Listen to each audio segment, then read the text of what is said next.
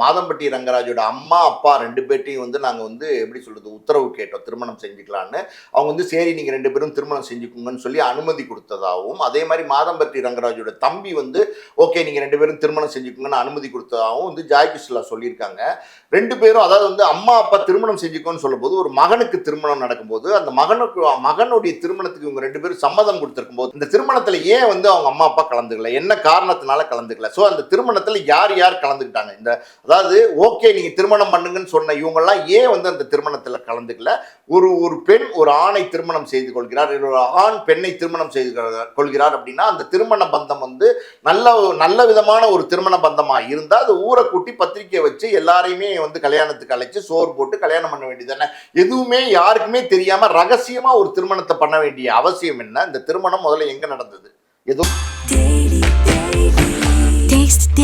Taste the Daily.